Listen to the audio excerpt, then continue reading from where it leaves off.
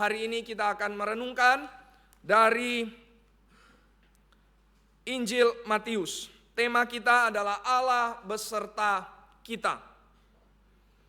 Kita akan membaca berganti-gantian Matius pasal 1 ayat yang ke-18 sampai dengan ayat yang ke-25. Matius 1 ayat 18 sampai dengan ayat yang ke-25. Mari kita membaca berganti-gantian, saya akan mulai lalu kemudian diikuti oleh jemaat Tuhan di ayat selanjutnya dan kita berbalas-balasan. Kelahiran Yesus Kristus adalah seperti berikut.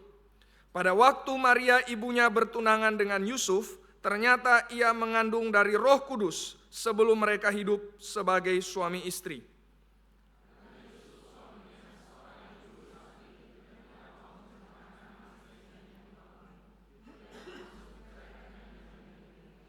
Tetapi ketika ia mempertimbangkan maksud itu, malaikat Tuhan nampak kepadanya dalam mimpi dan berkata, "Yusuf, anak Daud, janganlah engkau takut mengambil Maria sebagai istrimu, sebab anak yang di dalam kandungannya adalah dari Roh Kudus.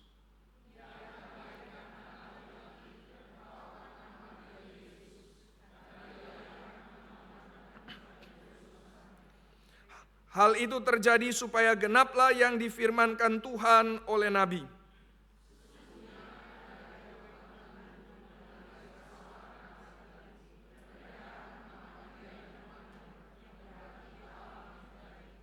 Sesudah bangun dari tidurnya, Yusuf berbuat seperti yang diperintahkan malaikat Tuhan itu kepadanya. Ia mengambil Maria sebagai istrinya.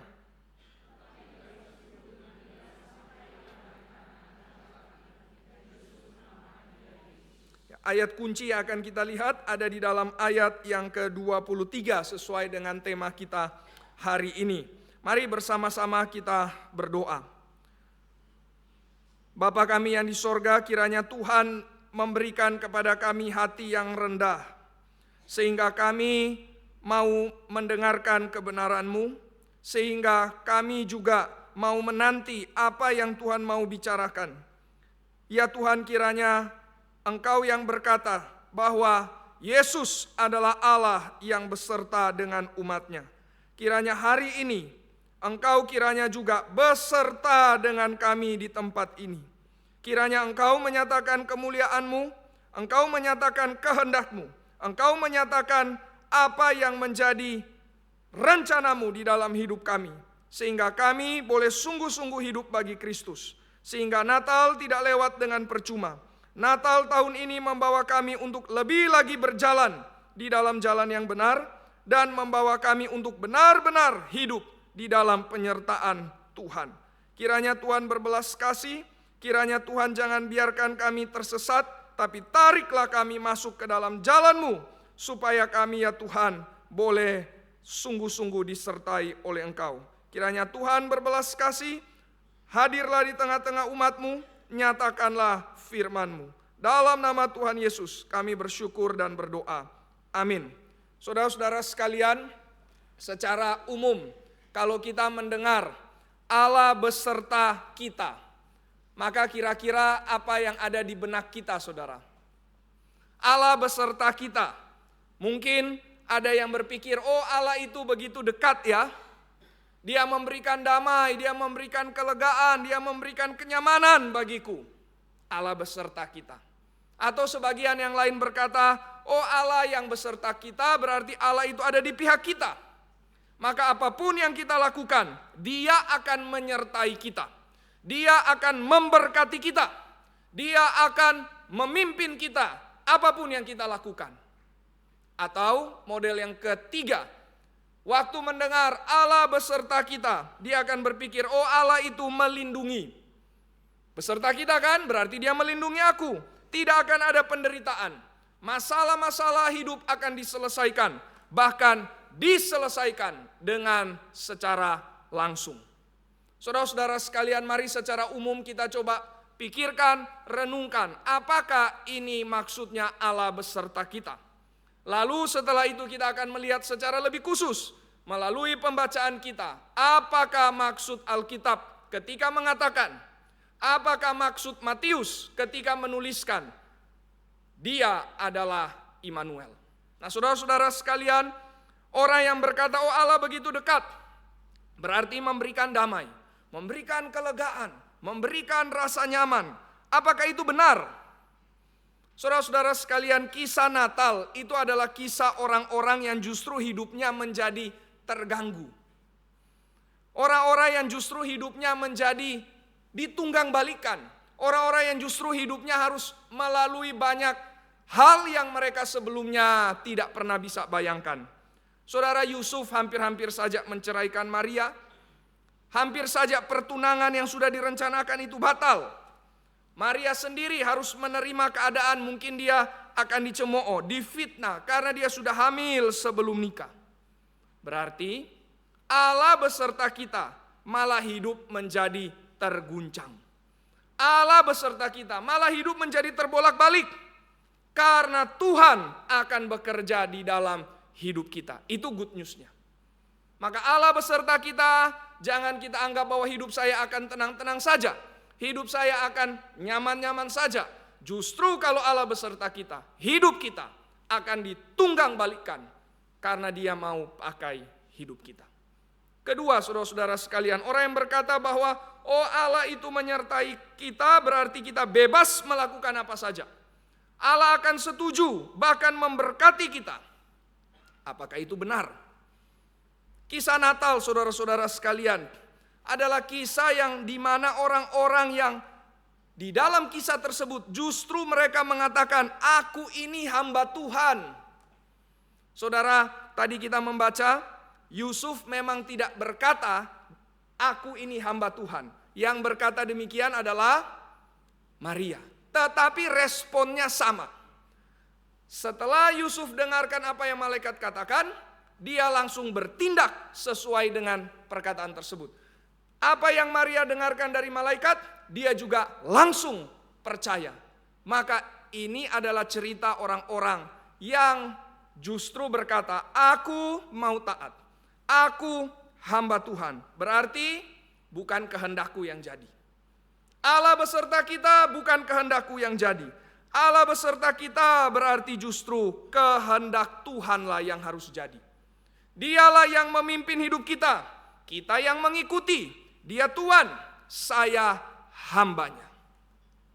Saudara-saudara sekalian, berkaitan dengan ini saya teringat ada kisah di mana Yosua sebelum dia mau masuk ke Yeriko, maka kemudian dia berhadapan dengan sesosok pribadi, seorang laki-laki, dan dia bertanya kepada laki-laki tersebut sementara memegang pedang yang terhunus. Dia berkata apa?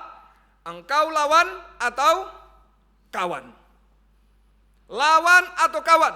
Kalau lawan, perang saat ini. Kalau kawan, mungkin kamu harus ikut apa yang aku lakukan. Kalau kawan, kamu harus membantu aku. Tetapi saudara-saudara sekalian, orang tersebut bukan berkata, aku lawan atau aku kawan. Justru dia berkata, akulah panglima bala tentara Tuhan. Berarti dia yang akan memimpin. Yosua harus taat, Yosua harus tunduk, Yosua harus ikut. Aku yang ada di depan, aku panglima, pemimpin perang. Demikian juga kalau Allah beserta kita. Berarti bukan aku yang memegang nakoda, bukan aku yang memegang pimpinan. Tuhanlah yang menyertai aku. Ketiga, saudara-saudara sekalian, orang yang berkata bahwa oh kalau Allah beserta kita berarti Allah akan melindungi. Tidak ada penderitaan, masalah akan diselesaikan. Apakah itu benar? Apakah orang-orang yang seperti di Aceh, di Sumatera, atau di negara-negara yang di mana orang Kristen ditindas, apakah Tuhan tidak beserta mereka? Jangan-jangan justru orang Kristen yang hidup nyaman, hidup tenang, mungkin Tuhan tidak beserta. Tetapi orang Kristen yang hidup setia, takut Tuhan, cinta Tuhan, berjuang bagi kebenaran, dia justru mengalami aniaya. Disitulah Tuhan menyertai dia. Maka saudara-saudara sekalian, Allah beserta kita bukan tidak ada penderitaan. Allah beserta kita, justru kita melihat orang-orang yang dimana Tuhan sertai di dalam kisah Natal, mereka justru mengalami banyak penderitaan. Lihat saja Yusuf dan Maria. Waktu mereka baru mau melahirkan dan setelah baru melahirkan, sudah ada dapat berita bahwa anak ini adalah mau dibunuh. Ini menjadi incaran dari Herodes. Herodes tidak bisa menemukan anak ini, puluhan anak yang di umur 2 tahun ke bawah mati di Israel. Penuh dengan tragedi, penuh dengan teror. Itulah Allah menyertai kita. Berarti saudara-saudara sekalian, Allah menyertai kita bukan tanpa penderitaan, bukan tanpa suffering. Justru terkadang di dalam suffering Tuhan pakai untuk menggenapi rencananya yang kita memang belum tahu di depan. Kita belum lihat, tapi kita beriman. Yusuf, Maria belum lihat, tapi mereka beriman. Mereka tidak tahu apa yang akan terjadi di depan, tapi mereka beriman. Saudara-saudara sekalian, tahun 2026 kita tidak tahu akan seperti apa. Mungkin akan lebih gelap, lebih sulit, lebih berat dibanding tahun ini. Kalau saudara menemukan orang yang berkata, "Oh, tenang saja, semua akan damai." Apalagi gereja, hamba Tuhannya berkata, "Damai, tenang." Itu mirip seperti nabi palsu yang ada di Perjanjian Lama. Nabi-nabi palsu selalu bicara damai, selalu bicara semua akan tenang. Justru nabi yang sejati, dia akan berkata, keadaan tidak akan lebih baik, tetapi Tuhan menyertai. Amin. Saudara-saudara sekalian, damai yang salah adalah damai yang tanpa Tuhan. Damai yang benar meskipun ada suffering, meskipun ada kesulitan, tetapi Allah menyertai kita. Disitulah pengharapannya. Maka mari lihat tahun depan dengan pengharapan. Sebentar lagi kita masuk ke tahun yang akan datang. Mari lihat dengan pengharapan. Pengharapan apa? Pengharapan bahwa Allah turut bekerja, termasuk di dalam suffering, untuk membawa rancangannya terjadi. Maka saudara-saudara sekalian, inilah Allah beserta kita. Kita pertama-tama tadi melihat pandangan orang secara umum. Kalau Allah beserta kita, apa maksudnya? Lalu kita coba counter, lihat kalau dari Alkitab ternyata tidak demikian. Maka sekarang mari kita mau lihat dengan lebih spesifik. Jika semua pengertian tadi bukan maksud yang benar dari Allah beserta kita, maka apakah artinya Allah beserta kita? Tadi kita counter, tapi sekarang yang benar bagaimana? Apa maksudnya lebih spesifik Allah beserta kita? Nah, inilah kita mau melihat dari Alkitab. Inilah apa yang tadi kita baca. Saudara-saudara sekalian, yang menarik di dalam Alkitab, tidak pernah lagi muncul istilah Immanuel. Setelah Matius pakai, tidak lagi orang pakai istilah Immanuel bagi Yesus. Tidak lagi ada orang yang panggil nama Yesus sebagai Immanuel. Itu tidak ada.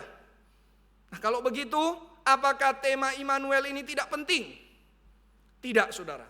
Justru tema Immanuel ini sudah ada sejak dari Perjanjian Lama. Penggenapannya ada di dalam Yesus Kristus. Misalkan, saudara, Musa pernah berkata seperti ini kan? Ya Tuhan, tolong sertai kami. Sebelumnya Tuhan berkata, aku tidak mau sertai bangsa ini. Kenapa? Karena mereka berdosa. Kenapa? Mereka tegar tengkuk. Kenapa? Mereka sembah berhala. Aku hanya paling banter, kasih malaikat saja. Tapi Musa memohon, oh Tuhan tolong.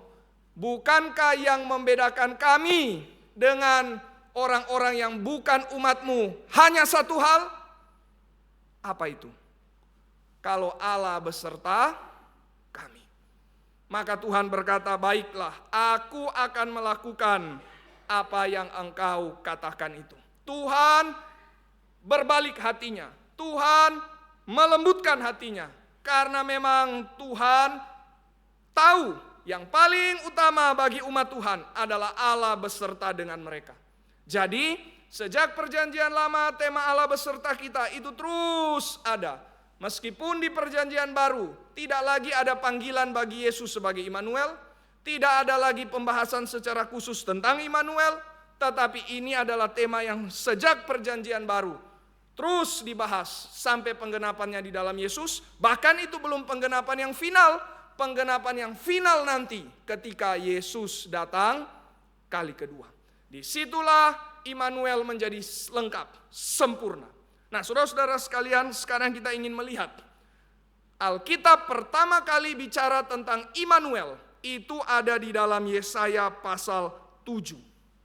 Mari kita lihat saudara-saudara sekalian, Yesaya pasal 7 bagian yang bagi kita sudah cukup familiar, tapi mari sekali lagi kita lihat. Dan khususnya kita akan melihat konteksnya seperti apa. Kenapa muncul istilah Immanuel di dalam Yesaya pasal 7 ini. Mari kita baca Yesaya 7 ayat yang ke-14. 1, 2, ya. Sebab itu Tuhan sendirilah yang akan memberikan kepadamu suatu pertanda. Sesungguhnya seorang perempuan muda mengandung dan akan melahirkan seorang anak laki-laki. Dan ia akan menamakan dia Immanuel. Saudara sekalian, ini konteksnya adalah Yehuda sementara di dalam keadaan krisis. Kerajaan Yehuda ada sementara di dalam bahaya. Mereka ada dalam ancaman. Mau runtuh kerajaan ini, mau habis. Karena kerajaan ini sangat kecil, Yehuda kecil. Dan mereka mau diserang oleh Israel utara. Yang segala suku yang lain itu ada di utara. Yang ada di selatan, Yehuda saja. Maka mau serang Yehuda yang dari utara, mereka sudah kekurangan orang. Apalagi mereka akan juga diserang oleh satu suku yang lain, namanya suku Aram. Maka dua raja bergabung untuk mau menghancurkan Israel selatan, yaitu Yehuda. Maka ini adalah tekanan politik yang sangat berat bagi raja saat itu, yaitu Ahaz. Oleh sebab itu Tuhan kirim Yesaya, kamu pergi. Ini kan civil war saudara ya. Kan perang saudara ini. Suku yang berbeda mau saling berantem tetapi sebenarnya satu bangsa. Maka Tuhan kirim Yesaya, kamu pergi. Kamu beritakan, apa firman-Nya? Jangan takut. Tapi ini beda dengan nabi palsu yang cuma bicara damai-damai tapi tidak ada penjelasannya, tidak ada solusinya. Tuhan mengatakan lewat Yesaya, katakan kepada mereka, jangan takut. Kenapa? Karena kedua bangsa itu aku akan habiskan. Memang begitu itu yang terjadi. Israel utara nanti akan diserang oleh Asyur. Begitu juga Aram selesai. Maka Tuhan berkata, jangan engkau takut. Kedua raja itu, kedua kerajaan tersebut terlihat sangat besar, tapi mereka cuma seperti puntung rokok saja. Wah, jadi sangat besar, di dalam mata manusia sangat dikdaya, tapi di hadapan Tuhan puntung rokok. Jadi ini mirip seperti Amerika superpower, Rusia, China, di hadapan Tuhan puntung rokok mereka. Tidak ada artinya, sebentar akan padam. Maka Tuhan berkata, jangan takut. Tetapi Ahaz masih takut. Waduh, bagaimana bisa jangan takut, tapi keadaannya demikian, saya ketakutan. Tuhan berkata lagi kepada Ahaz lewat Yesaya, mintalah tanda.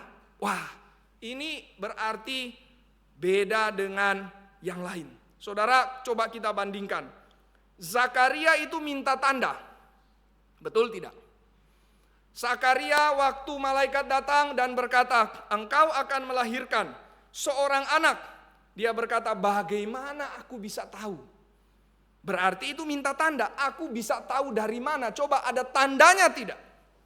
Maria tidak minta tanda. Maria cuma berkata, bagaimana mungkin hal itu terjadi? Nah, maksud Maria, jelaskan. Saya tidak paham. Tapi kalau maksud Zakaria, aku belum tahu. Aku belum percaya, tolong beri tanda. Nah, Zakaria minta tanda, Tuhan hukum. Makanya Zakaria menjadi bisu. Loh, kenapa di sini Tuhan malah bukan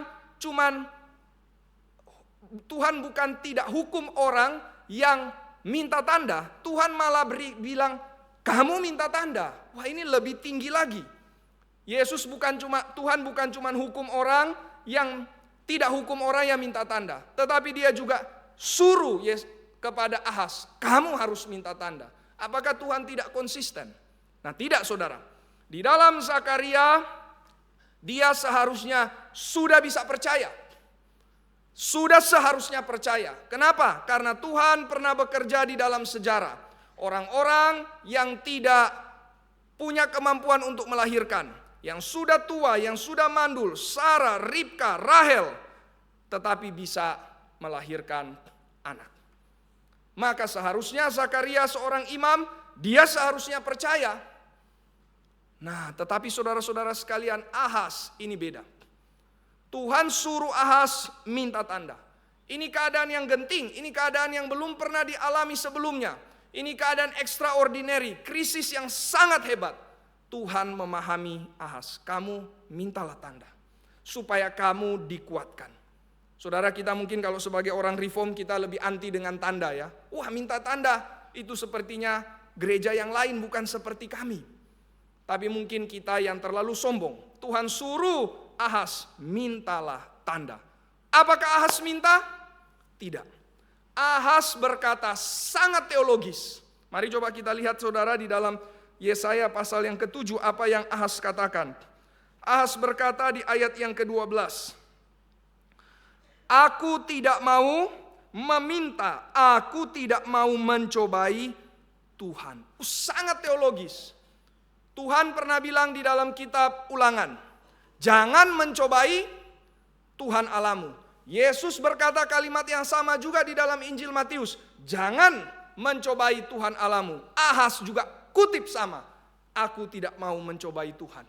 Tetapi hatinya beda. Kalimat sama, hati beda. Kalimat benar, hati tidak beres. Kenapa tidak beres?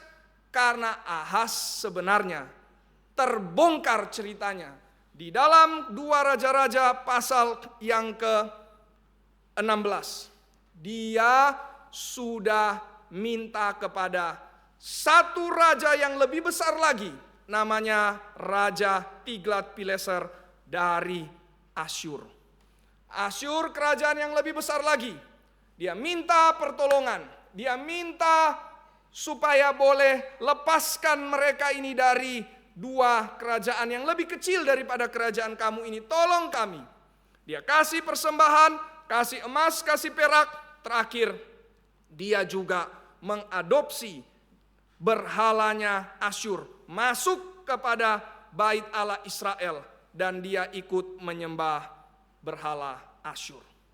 Maka saudara-saudara sekalian, ternyata bukan dia tidak mau mencobai Tuhan, justru dia berbohong kepada Tuhan. Dia sudah sandar kepada yang lain dan dia berkata, aku tidak mau percaya kepada Tuhan. Nah, saudara-saudara sekalian, di dalam keadaan seperti ini Tuhan berkata, aku tetap akan berikan tanda. Tuhan sudah tahu Ahaz berbohong. Tuhan berkata, aku tetap akan berikan tanda. Tandanya apa? Tanda ini seperti pedang bermata dua. Saudara-saudara sekalian, tandanya ini pertama menjadi jaminan bahwa Aram dan Israel Utara akan dalam waktu dekat habis. Ini tanda yang pertama. Berarti tanda pertama menunjuk kepada keselamatannya Yehuda. Tetapi tanda ini juga bermata dua, sehingga di saat yang sama tanda ini juga mau menyatakan Yehuda akan dihukum karena mereka tidak percaya. Karena mereka sudah sandar kepada bangsa lain, karena mereka sudah sandar kepada dewa dari bangsa lain. Akhirnya Tuhan hukum Yehuda lewat Asyur yang nanti akan datang. Nah, tanda apa itu saudara-saudara sekalian? Kita tidak lanjutkan story-nya seperti apa, tapi kita langsung masuk. Tanda apakah itu? Yaitu lahirnya seorang anak laki-laki dari seorang perempuan muda. Dan dia dari keturunan Daud. Sekali lagi, seorang anak laki-laki lahir dari perempuan muda. Muda berarti belum bersuami. Muda berarti belum disentuh oleh laki-laki, muda. Itu maksudnya demikian. Dan dari keturunan Daud. Di Yesaya pasal 7 belum jelas kalau anak itu dari keturunan Daud. Tapi di Yesaya pasal 9 muncul ayat yang sangat terkenal, yaitu apa? For unto us a child is born. For unto us a son is given. Dari mana dia? Dari takhta Daud. Di Yesaya 9 jelas, oh anak itu takhta Daud. Oh anak itu berasal dari keturunan Daud. Dan di ayat 11 makin jelas lagi, ayat yang juga kita biasanya pakai di dalam Natal, yaitu apa? Suatu tunas muncul dari tunggul Isai. Isai papanya Daud, berarti ada tunas yang muncul. Siapa itu? Dialah raja keturunan Daud. Nah, jadi saudara-saudara sekalian, 3 hal ini. Lahir dari seorang perempuan muda, melahirkan seorang anak laki-laki, dan dari keturunan Daud. Inilah tandanya. Maka disinilah Matius lihat hal ini tergenapi di dalam Yesus Kristus. Yesus lahir dari mana? Perempuan muda, virgin, seorang yang perawan. Lalu dia lahir dari keturunan Daud dan seorang laki-laki. Maka Matius berkata seluruh janji Tuhan. Tadi ada lagu yang sangat indah saudara-saudara sekalian. Di lagu nomor yang kedua dikatakan, janji pada masa lampau, ayat yang keempat. Dalam dia telah genap. Dialah yang disyairkan di seluruh halaman Alkitab. Sekarang genap di dalam Yesus.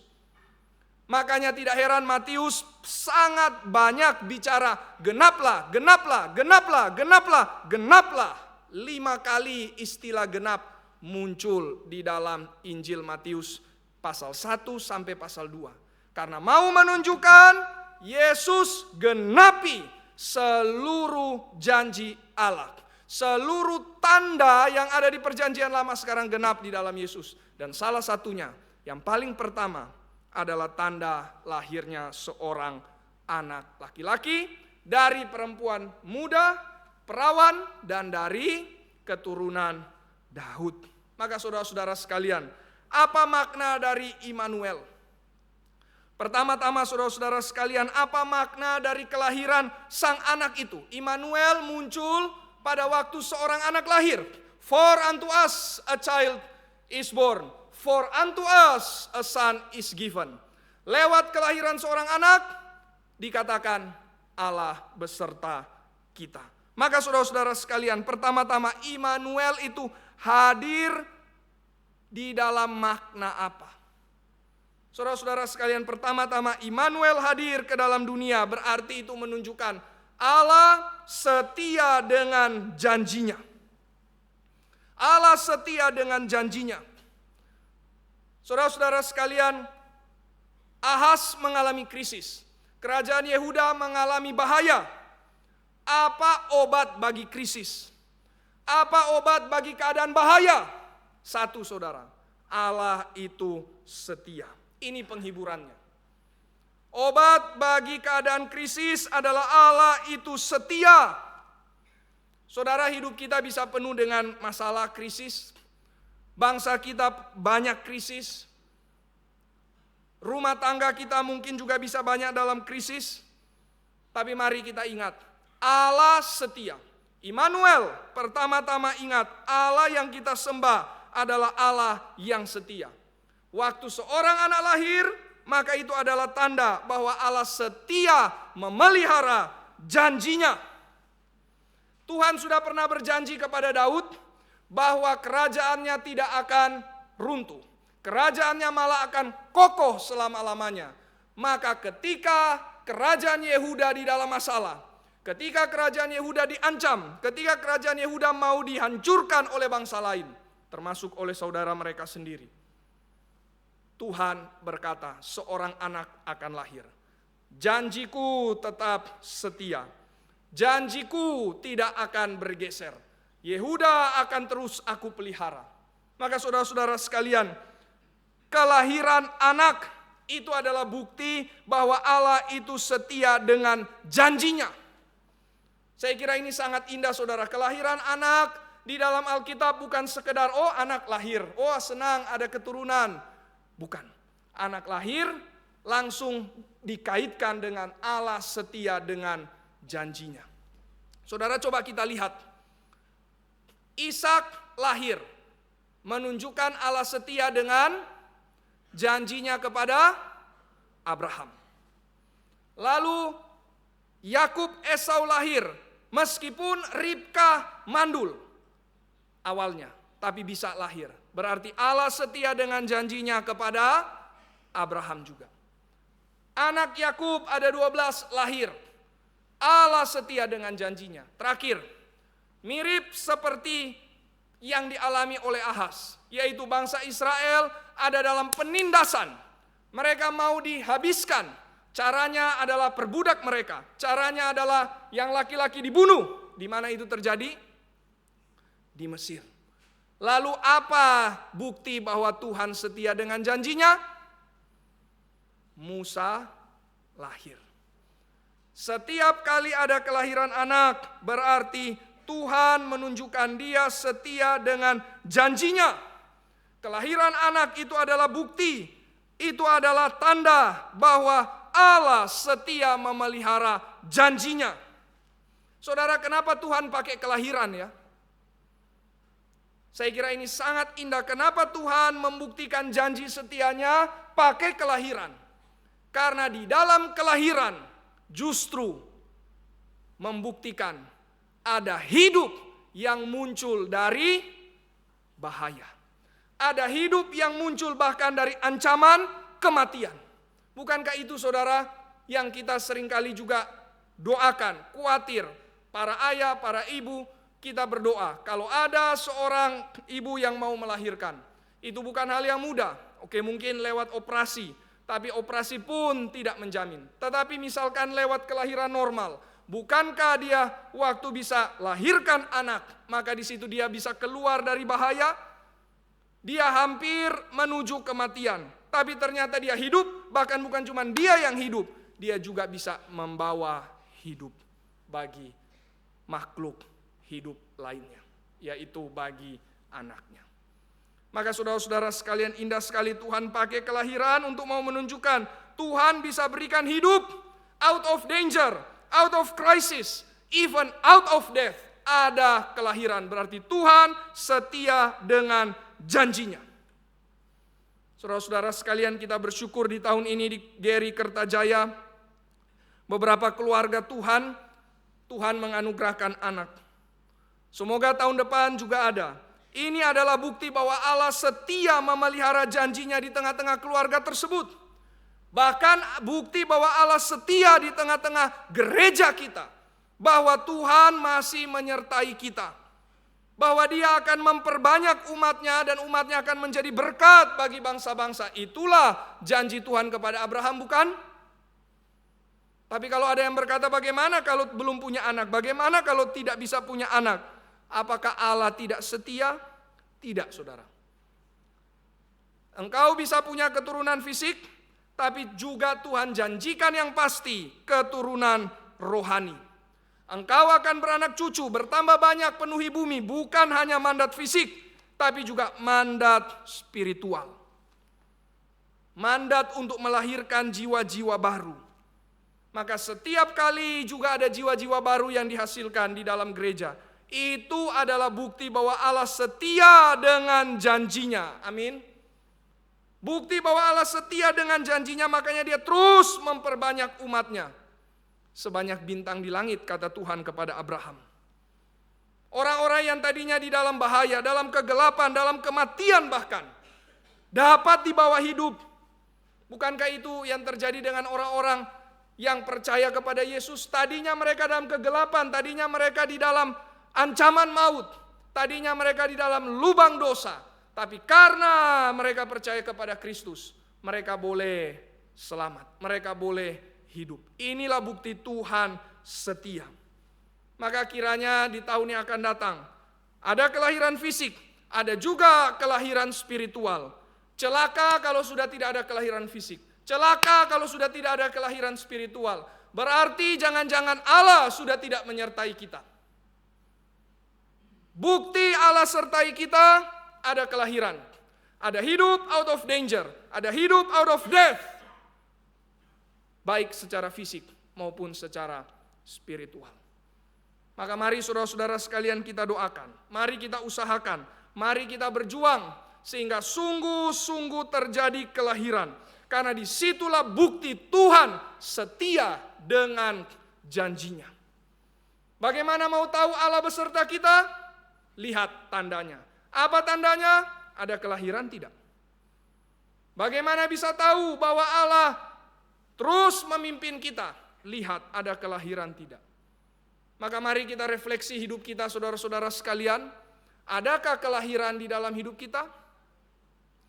Maksudnya apakah juga lewat hidup kita membawa kelahiran kepada orang lain?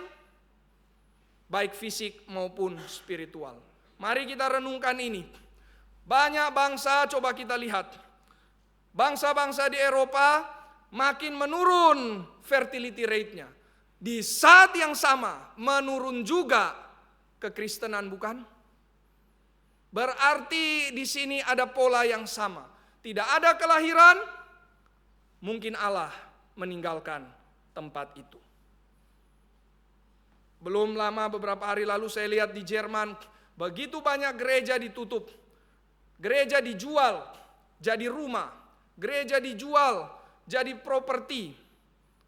Dan di situ digambarkan bagaimana salah satu gereja misa terakhir. Semua datang, semua rame misa terakhir. Katanya justru paling rame ini misa terakhir. Karena gereja sudah mau dijual. Sangat menyedihkan. Fertility rate turun, orang percaya juga turun. Berarti Allah mungkin meninggalkan mereka. Saudara-saudara sekalian, ini hal yang sangat serius. Prinsip kebenaran dari kelahiran Yesus. Prinsip bangsa-bangsa bagaimana maju lewat kelahiran Yesus. Anak yang lahir tanda bahwa Tuhan sertai.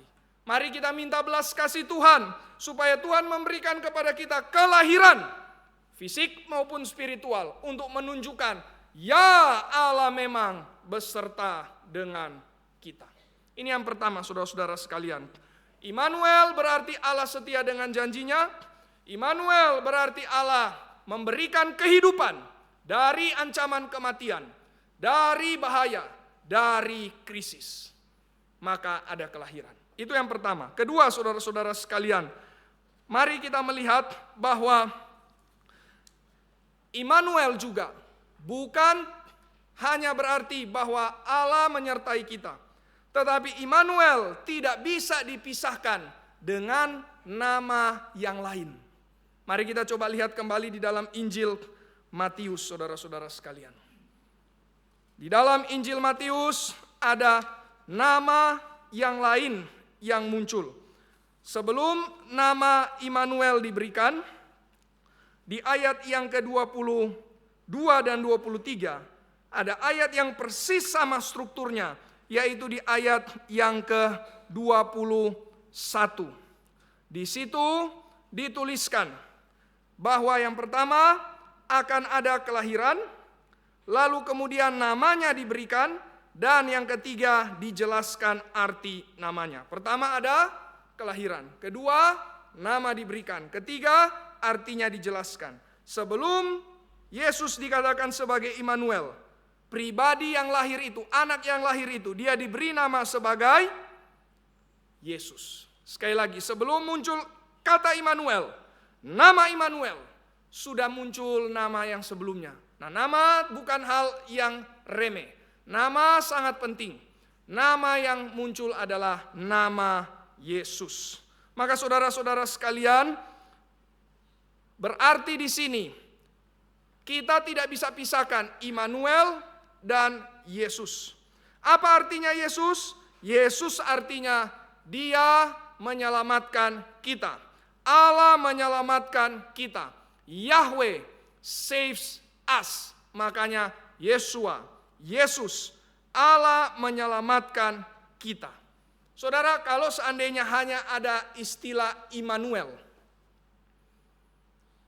maka itu akan membuat kita bertanya, saudara. Ini untuk judgment atau untuk salvation? Karena bukankah tadi di dalam Yesaya pasal 7, ketika Immanuel hadir, maka artinya dua. Artinya double. Seperti pedang bermata dua. Satu ada judgment, satu ada salvation. Satu ada keselamatan, satu ada kutukan. Satu ada berkat, satu ada hukuman. Bermata dua. Jadi kalau hanya Immanuel, maka kita tanya, ini judgment atau salvation? Belum cukup kalau cuma Immanuel. Maka Matius di dalam pimpinan Tuhan sangat jeli, dia harus tambah. Immanuel disandingkan dengan Yesus. Berarti dia bukan membawa judgment, tetapi yang pasti dia akan membawa keselamatan. Keselamatan. Immanuel yang ada di dalam Injil Matius tidak lagi double meaning seperti di dalam Yesaya. Yang ada di Matius, satu tujuannya jelas, yaitu untuk menyelamatkan. Makanya Yesus sangat jelas di situ ditulis, karena dialah yang akan menyelamatkan umatnya dari dosa mereka. Saudara-saudara sekalian, bicara keselamatan tidak bisa tidak bicara dosa. Saudara, Natal tidak bisa tidak, harus bicara dosa. Mungkin saudara berpikir, Natal itu kan berita sukacita ya, kok khotbahnya bicara dosa? Memang ini GRI suka aneh-aneh sendiri ya. Waktunya sukacita bicara dosa. Tapi saudara-saudara sekalian, itu Alkitab. Natal tidak bisa tidak, harus bicara dosa. Saudara, Natal kalau kita cuma maknai tadi seperti di bagian awal, oh Allah melindungi, oh Allah di pihak kita, oh Allah itu memberikan damai dan kelegaan, maka Natal itu kehilangan makna yang sesungguhnya. Bahkan saudara, kalau kita cuma berhenti tadi di poin pertama, Allah menyertai kita berarti Allah setia kepada kita. Tunggu dulu, siapa kita? Siapa kita? Hak apa kita terus mau mengatakan Allah itu setia kepada kita? Mari periksa diri kita dulu. Maka ini yang kedua saudara, Natal, Immanuel. Immanuel harus bicara dosa. Immanuel berkaitan dengan siapa? Yesus. Immanuel berarti panggilan untuk bertobat. Saudara, Natal adalah panggilan untuk kita bertobat. Natal itu bicara tentang umat Allah yang sudah di dalam dosa. Tidak heran Yesus datang untuk selamatkan umatnya dari dosa. Dosa itulah kabar buruknya, kita ada dalam dosa. Immanuel tidak serta-merta berarti kabar baik, apalagi cuma sekedar sentimental, kabar yang menguntungkan diri sendiri. Karena Allah beserta kita bisa jadi hukuman saudara, kalau kita tidak bertobat. Sekali lagi, Allah menyertai kita, tapi kalau kita tidak bertobat, itu berarti kecelakaan. Tadi saya sudah katakan bangsa Israel lewat Musa mereka memohon kepada Tuhan, oh Tuhan tolong sertai kami, inilah yang membedakan kami dengan bangsa yang lain. Kalau Tuhan tidak sertai kami, tidak ada apa-apanya. Tapi apa yang bisa buat Tuhan sertai kami? Kami harus hidup di dalam kekudusan. Maka saudara-saudara sekalian, mari kita minta Tuhan selidiki hati kita. Inilah yang membuat kita bisa disertai Tuhan. Kalau kita selidiki hati kita dan minta Tuhan tolong selamatkan aku dari dosa. Berarti Natal adalah bagi orang-orang yang mengaku dirinya berdosa. Saudara, Natal bukan bagi kita yang merasa diri hebat, yang merasa diri kita mampu untuk bisa benar di hadapan Tuhan, yang merasa bahwa diri kita sudah melakukan begitu banyak kebaikan sepanjang tahun ini. Bukan. Natal bukan bagi saudara. Natal bagi setiap kita yang mau merendah diri, yang mau berkata, Tuhan kasihani aku orang berdosa. Natal itu adalah undangan dari Yesus untuk engkau mengaku dosa, dan Dia akan mengampuni dosamu. Natal itu adalah undangan dari Yesus untuk engkau bertobat, tinggalkan jalan gelap. Natal itu adalah undangan supaya engkau menjadi miskin di hadapan Allah, seperti kata Yesus dalam ucapan bahagia. Tetapi apa sih itu dosa? Apa itu dosa? Saudara-saudara sekalian, dosa sangat luas. Paling tidak 3 hal. Sehingga mari kiranya hal ini boleh menyelidiki hati kita. Siapakah kita? Apakah saya ini orang yang sudah diampunikah? Atau saya masih orang yang terus hidup di dalam dosa? Dosa paling tidak ada 3 hal menurut Alkitab. Pertama, dosa digambarkan seperti penyakit. Tidak heran orang kusta itu adalah gambar orang yang berdosa. Dosa itu menjalar ke seluruh tubuh. Dari dosa kecil menjadi makin lama makin besar. Pertanyaannya saudara, di hari Natal ini, dosa apa yang saudara simpan? Sehingga makin lama makin menggerogoti hidupmu. Sehingga tinggal tunggu waktu hidupmu akan mati. Mungkin engkau bernafas, tapi tidak ada lagi energi untuk hidup. Tidak ada lagi perjuangan untuk hidup bagi Yesus. Dosa apa yang engkau simpan di dalam hatimu? Seperti penyakit yang terus menggerogoti tubuhmu. Mungkinkah kebencian? Mungkinkah dendam? Mungkinkah amarah? Pikiran kotor? Mari mohon kepada Yesus untuk selamatkan engkau dari dosa. Kedua saudara, dosa seperti perselingkuhan. Inilah yang biasanya digambarkan seperti kenajisan. Najis karena berselingkuh, bersetubuh dengan orang yang bukan pasangannya sendiri. Itulah penyembahan berhala. Dosa seperti perselingkuhan. Ada Tuhan yang lain yang kita sembah, bukan Kristus. Ada hal yang lain yang kita jadikan sebagai Tuhan. Dan seringkali ini hal yang baik. Hal yang baik tapi kita jadikan yang paling ultimat. Hal yang baik tapi kita jadikan paling utama menggantikan posisinya Tuhan. Saudara, apa yang kau sembah? Uangkah? Pasanganmu-kah? Dirimu sendirikah? Pride-mu, egomu, jabatanmu-kah? Kenyamananmu, sekskah? Engkau salah sembah. Hidupmu hancur. Hidupmu tidak lagi jadi manusia. Engkau salah sembah, tidak ada masa depan. Engkau salah sembah, hidup orang lain ikut hancur. Di perjanjian lama ada raja-raja yang mempersembahkan anaknya sendiri kepada dewa.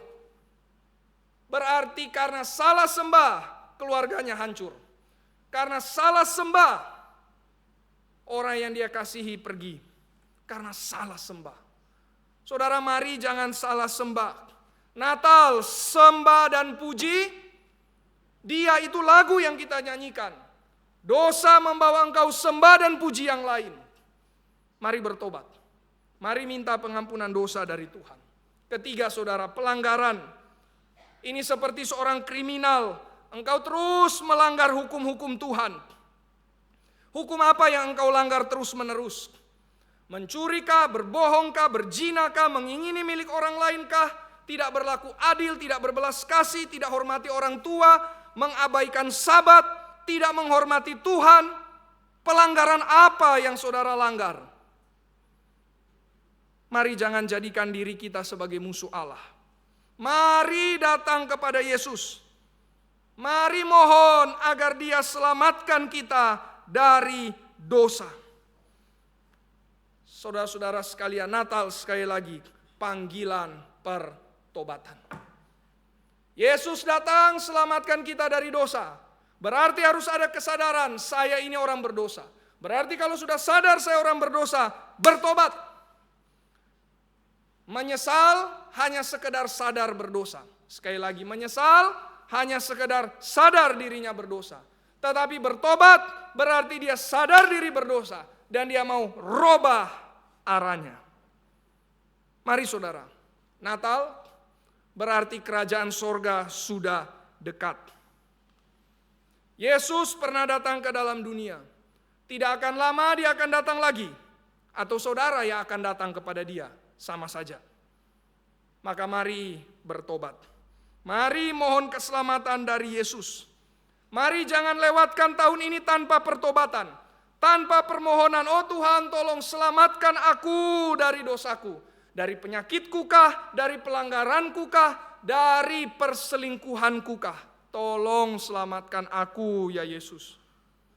Saudara-saudara sekalian, bagi engkau yang sama sekali belum pernah memohon kepada Yesus, mari Natal kali ini kesempatan lagi. Di Ibrani dikatakan, sejauh masih ada, dikatakan hari ini. Berarti masih ada kesempatan. Hari ini, Natal, panggilan bertobat, hari ini. Mari datang kepada Yesus. Dialah yang akan berikan darahnya untuk menjadi penebusan bagi dosa-dosa kita. Itulah caranya kita diselamatkan. Harus ada tebusan, harus ada uang yang dibayar. Dan uang yang dibayar itu adalah darah Yesus. Dia bayar kepada Bapa. Bukan karena Bapa yang jahat, bukan karena Bapa yang mengikat kita. Iblis yang mengikat kita. Iblis yang jahat. Bapalah yang sanggup untuk lepaskan kita. Tapi kenapa dia tidak lepaskan kita dari iblis? Kenapa dia belum lepaskan kita? Dia belum lepaskan sebelum ada tebusan dosa. Karena dia adil. Karena dosa harus dihukum. Karena dosa ada bayarannya. Semua agama tahu ini. Tapi semua agama pembayarannya terus menerus. Cuman ada satu ajaran yang pembayarannya sekali untuk selamatnya. Karena dia sempurna. Karena dia suci sempurna. Sehingga yang suci sempurna sanggup untuk bayar semua dosa manusia. Bayangkan saudara, satu orang seperti kata Roma. Satu orang benar. Sanggup untuk bayar semua orang berdosa. Dari kapan? Dari Adam sampai sebelum Yesus datang kali kedua. Satu orang benar saja sanggup bayar semuanya. Kok bisa? Satu orang yang sangat kaya kok bisa bayar hutang negara? Karena berarti dia sangat kaya. Yesus sangat kaya dalam kesuciannya. Yesus kekayaan sucinya tidak bisa ditandingkan. Maka dialah yang sanggup bayar semua dosa kita. Puji Tuhan, ada kabar baik, Natal, ada yang mau bayar dosa kita. Ada yang mau selamatkan kita dari dosa. Dia adalah Yesus Kristus. Immanuel tidak bisa dipisahkan dengan Yesus. Allah tidak mungkin beserta kita kalau kita di dalam dosa. Apa yang menghalangi untuk Allah menyertai kita? Dosa. Apa yang menghalangi Tuhan untuk sertai Israel? Dosa. Kecuali setelah Musa naik dan memohon, Tuhan ampuni kami. Musa jadi imam, maka Tuhan ampuni bangsa Israel. Demikian juga imam yang besar dan agung yaitu Yesus naik dan berkata kepada sang Bapa, ampunilah mereka. Ampunilah kita, ampunilah saudara dan saya sehingga kita bisa selamat. Maka saudara-saudara sekalian, bagi yang belum pernah mengaku dosa, hari ini kesempatan masih Tuhan berikan. Selama masih ada hari ini, mari bertobat. Bagi kita yang sudah pernah mengaku, mari kita terus rendahkan diri. Tuhan, aku juga butuh pertobatan. Jangan kaya rohani, mari terus miskin di hadapan Allah. Mari kita terus minta Tuhan perbaharui hidupku. Tuhan sucikan hatiku. Tuhan arahkan lagi aku untuk makin serupa Yesus. Kita kurang mengasihi, oh Tuhan ampuni aku. Kita kurang melayani, oh Tuhan ampuni aku. Kita kurang berkorban, oh Tuhan ampuni aku. Kita kurang berani hidup bagi Yesus, oh Tuhan ampuni aku. Kita kurang setia untuk iring Yesus, oh Tuhan ampuni aku. Mari semua kita, engkau yang belum pernah dan kita yang sudah pernah, mari merendahkan diri di hadapan Tuhan. Mohon pengampunan dosanya. Mengaku aku orang berdosa dan minta Tuhan selamatkan aku. Itulah berarti Allah sertai kita. Selama kita tidak rendahkan diri, selama kita tidak mau mengaku dosa, Immanuel slogan. Immanuel tidak pernah terjadi dalam hidup kita. Immanuel angan-angan saja. Kiranya Tuhan memberkati kita. Terakhir yang ketiga, Immanuel berarti Tuhan mau kita. Kalau Dia sudah sertai, kalau Dia sudah ampuni, kalau Dia sudah mengasihi kita, kalau Dia sudah mendamaikan kita, maka Dia mau yang terakhir. Immanuel berarti mari berperang baginya. Saudara, Immanuel tidak bisa dipisahkan dengan Matius 28 ayat yang ke-20. Memang di situ tidak ada istilah Immanuel, tetapi di situ meaningnya, artinya, intinya, substansinya itu Immanuel. Mari kita lihat Matius 28 ayat yang ke-20. Mari kita baca bersama Matius 28 ayat yang ke-20. Bagian yang terakhir, 1, 2, ya. Dan ketahuilah, aku menyertai kamu senantiasa sampai akhir zaman. Saudara-saudara sekalian, Allah menyertai kita untuk apa? Allah setia dengan janjinya, Dia sertai kita. Allah ampuni dosa kita lewat Yesus, Dia sertai kita. Lalu pertanyaan terakhir, kalau Allah beserta kita, untuk apa? Untuk apa? Sekali lagi, apakah cuma supaya saya merasa diri bersifat sentimental? Oh, saya disertai Tuhan, oh saya ada damai, saya ada sukacita. Bukan. Kalau Allah menyertai kita, berarti kita berperang. Perang. Allah beserta kita, itu berarti panggilan perang, saudara-saudara sekalian. Allah beserta kita, Allah setia. Allah beserta kita yang kedua, panggilan pertobatan. Yang ketiga, Allah beserta kita, panggilan perang. Perang untuk apa? Perang untuk membangun kerajaan Allah. Saudara, dunia berjuang membangun kerajaan dunia. Dunia bangun kerajaan dunia dengan kebohongan. Itulah yang terjadi di Matius pasal 28. Orang-orang berbohong, orang-orang mengatakan, Yesus tidak lahir. Yesus tidak bangkit. Yesus itu tetap ada di dalam kubur. Mayatnya kalau tidak ada berarti diculik. Itu kebohongan. Dunia mau bangun kerajaannya dengan kebohongan. Dunia bangun kerajaannya dengan uang. Dunia bangun kerajaannya untuk kepentingan dirinya sendiri. Tetapi saudara-saudara sekalian, tetapi Tuhan bangun kerajaannya. Dengan cara apa? Memuridkan. Maka kalau Allah beserta kita, mari kita ingat kita dipanggil untuk memuridkan. Jadikanlah semua bangsa muridku. Beritakan firman, ajarkan firman. Itulah panggilan kita, saudara-saudara sekalian. Kerajaan yang harus dibangun dan kerajaan Allah. Berarti kalau kerajaan yang harus dibangun, itu berarti perang kalahkan kerajaan dunia. Kita yang sudah diampuni, kita yang sudah didamaikan, kita yang sudah dibebaskan. Mari kita kalahkan kerajaan dunia. Dengan cara apa? Bukan dengan kuasa manusia, tetapi dengan kuasa firman. Maka mari kiranya di tahun yang akan datang kita ambil komitmen. Kalau Allah beserta kita, kita tidak bisa tidak ambil komitmen. Ambil komitmen untuk apa? Untuk perang bagi kerajaan Allah. Mari saudara-saudara sekalian di tahun yang akan datang, mari kita ambil komitmen lebih banyak beritakan firman. Lebih banyak ajarkan firman.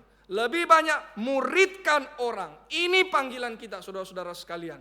Terlepas hamba Tuhan atau tidak, panggilan kita beritakan firman. Panggilan kita ajarkan firman. Panggilan kita muridkan orang lain. Terlepas kita berani PI atau tidak berani, itu hal kedua. Yang utama, muridkan orang. Ajarkan orang. Beritakan firman dengan cara, dengan hikmat yang Tuhan berikan bagi kita sendiri. Kita tidak harus jadi orang yang sangat berani bicara kepada orang lain. Tidak harus. Kita tidak harus jadi orang yang sangat lincah untuk bicara dengan orang lain. Tidak harus. Tetapi mari kita berjuang minta hikmat Tuhan dengan cara kita sendiri. Dengan anugerah Tuhan, beritakan firman, ajarkan firman, muridkan orang lain. Saudara-saudara sekalian, hanya di dalam perang baru kita rasakan memang betul Allah itu menyertai kita. Hanya di dalam perang baru kita sadar bahwa kalau Tuhan menyertai kita, kita tidak perlu takut. Hanya di dalam perang baru kita boleh sadar ternyata Tuhan memberikan kepada saya keberanian. Bukankah itu yang Tuhan katakan kepada Yosua? Jangan takut, kuatkanlah dan teguhkanlah hatimu. Kenapa bicara seperti itu? Karena sebentar lagi dia akan perang masuk ke Yeriko. Kuatkan, teguhkan hatimu. Jangan takut. Allah menyertai engkau. Saudara, apakah engkau ada di arena perang atau tidak? Saudara, mana arena perangmu? Bagi sebagian orang arena perangnya adalah dia jadi hamba Tuhan. Ya di gereja perang, nyatakan firman. Bagi sebagian orang perangnya di keluarga. Betul-betul ajarkan firman. Didik anak dalam kebenaran. Sebagian perangnya di mana? Di guru sekolah minggu, beritakan firman. Sebagian perangnya di mana? Pelayanan siswa, beritakan firman. Sebagian lagi banyak tempat-tempat yang lain. Mari cari. Oh Tuhan, berikan kepadaku arena perang. Ini harus jadi doa kita, saudara-saudara sekalian. Mari jangan biarkan Natal ini lewat tanpa kita minta, Tuhan berilah kepadaku arena, gelanggang yang dimana saya bisa perang bagi nama Tuhan. Amin. Amin. Saudara sudah diampuni, saudara sudah diselamatkan, saudara sudah ditebus dengan darah yang mahal. Mari perang, berikan kemuliaan bagi Kristus. Disitulah saudara baru kita bisa sadar, ternyata memang benar Allah itu menyertai kita. Kenapa? Karena dia berikan kemenangan. Ternyata memang benar Allah beserta kita, karena dia kalahkan iblis. Oh ternyata memang benar Allah beserta kita, karena orang-orang yang tertindas dalam dosa dia selamatkan. Oh ternyata benar Allah beserta kita, karena orang-orang yang terikat di dalam ikatan iblis lepas dan percaya kepada Yesus. Oh ternyata orang-orang yang hidupnya gelap sekarang masuk ke dalam terang. Oh ternyata orang-orang yang dulunya hatinya sangat keras sekarang kembali kepada Yesus. Engkau harus saksikan itu. Baru engkau bisa berkata, ya memang benar Allah menyertai kita. Saya masih terlalu kurang menyaksikan hal itu. Tapi dengan kekurangan ini mari kita bersama-sama menyaksikan. Ya Allah menyertai kita. Yang lahir itu siapa? Bayi. Tapi seorang anak yang lahir itu, seorang bayi yang lahir itu, dia adalah di Yesaya 9 dikatakan, the mighty God. Allah yang perkasa. Tapi perkasa bukan karena dia hancurkan orang dengan kejahatan. Bukan. Maka kita bukan perang dengan kejahatan. Tetapi dia hancurkan hati orang yang keras. Dia hancurkan belenggu dosa. Dia patahkan ikatan iblis. Inilah Allah yang maha perkasa. Tidak ada Allah yang lebih perkasa dari ini. Maka mari kita ikut dia. Mari bukan hanya Allah beserta kita, tapi mari kita juga beserta Allah. Amin. Bukan hanya Allah beserta kita, tapi mari kita juga beserta Allah. Bukan hanya God in our sight, mari kita juga us in His sight. Mari we will be on His side. Untuk apa? Ikut berperang. Jangan cuma untuk kepentingan diri. Oh Tuhan, Allah besertaku. Kapan engkau berkata, Tuhan, aku mau sertai engkau. Aku mau ikut peperanganmu. Aku mau hadir dalam arena perangmu. Aku mau menyaksikan bahwa memang Injil itu adalah kekuatan Allah yang menyelamatkan. Saudara, apakah engkau melihat itu? Injil adalah kekuatan Allah yang menyelamatkan? Apakah saudara percaya Injil adalah kekuatan Allah yang menyelamatkan? Kalau iya, beritakan itu. Bawa itu kepada orang lain. Ceritakan itu kepada orang lain. Preach it, tell it, proclaim it. Karena memang Injil adalah kekuatan Allah yang menyelamatkan. Kiranya Tuhan memberkati kita. Mari kita tutup dengan membaca satu ayat. Ulangan pasal yang ke-10. Ulangan pasal yang ke-10, ayat yang ke-17. Ulangan 10, ayat yang ke-17 sampai 18. Mari kita baca bersama. Sebab Tuhan Allah mula, Allah segala Allah, dan Tuhan segala Tuhan, Allah yang besar, kuat, dan dahsyat, yang tidak memandang bulu ataupun menerima suap, yang membela hak anak yatim dan janda, dan menunjukkan kasih-Nya kepada orang asing dan memberikan kepadanya makanan dan pakaian. Mari kita beritakan Injil bagi mereka. Mari kita berdoa. Bapa di sorga, di luar sana banyak orang asing, miskin, janda, yatim, baik fisik maupun rohani. Secara rohani mereka janda karena mereka belum bersatu dengan sang mempelai pria yang sejati, yaitu Yesus. Secara rohani mereka masih miskin karena mereka tidak ada kekayaan rohani. Secara rohani mereka miskin karena mereka belum ditebus, belum diselamatkan dari dosa. Secara rohani mereka masih yatim. Mereka belum bisa memanggil Tuhan sebagai Bapa. Dan secara rohani mereka masih asing karena mereka belum berada di dalam kerajaan Allah. Ya Tuhan, Engkau memanggil kami untuk berperang bersama dengan Engkau. Bukan hanya Allah beserta kami, tapi kami mau juga menyertai Allah. Dan Allah ada di medan perang. Allah sementara membangun kerajaannya. Allah sementara menghancurkan kerajaan dunia.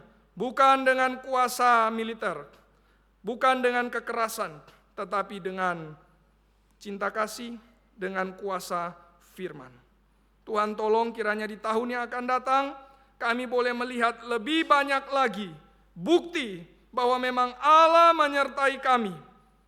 Karena orang berdosa dilepaskan dari maut, karena orang mati dihidupkan kembali, karena orang yang diikat dengan ikatan dosa lepas, karena orang yang tidak ada harap hidup dalam kegelapan masuk ke dalam terang.